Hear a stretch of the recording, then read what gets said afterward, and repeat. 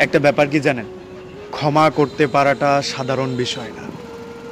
আপনি চাইলেই আপনাকে কষ্ট দেয়া মানুষটাকে ক্ষমা করে দিতে পারবেন না। একজন মানুষ আপনার সাথে একটা বিষয়ে কমিটেড ছিল, সে সেই জায়গাটা ভেঙে দিল। আপনি চাইলেই তার কষ্টটা মন থেকে মুছে দিতে পারবেন না। একজন মানুষের কাছ থেকে আপনি ভীষণ ব্যথা পেয়েছেন, আপনি চাইলেই সেই ব্যথাটা ভুলে গিয়ে সেই মানুষের সাথে হেসে খেলে কথা বলতে পারবেন না। ক্ষমা করতে পারাটা অনেক বড় একটা মহৎ গুণ, সবাই করতে পারে না।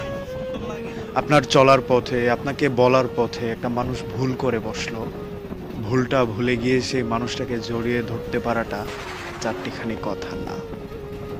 এই ক্ষমা করতে পারাটা খুব সাধারণ কোনো বিষয় না।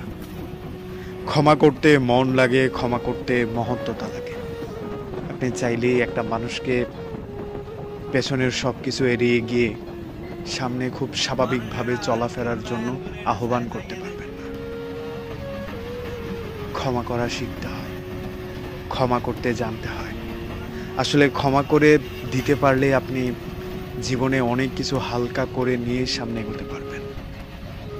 মানুষের দেয়া কষ্ট, মানুষের দেয়া ব্যথাগুলো আপনি যখন মনে রেখে দিবেন, তখন আপনার জীবন, সামনে চলার পথ সবকিছু কেমন যেন ভারী হয়ে যাবে। আপনার সামনে এগোতে ইচ্ছে করবে না, আপনার সামনের নতুন কিছু ভালো লাগবে না।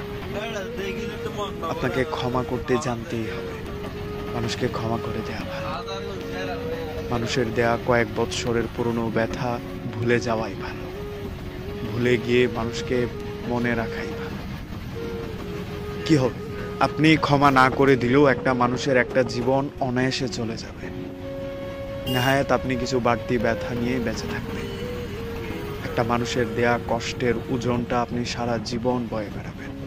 এক প্রকার তার দেয়া কষ্টটাকে আপনি বহন করবেন। দরকার নেই। চলেন আজকে থেকে আমরা মানুষকে ক্ষমা করতে শিখি, ক্ষমা করে দিয়ে নিজের মতো করে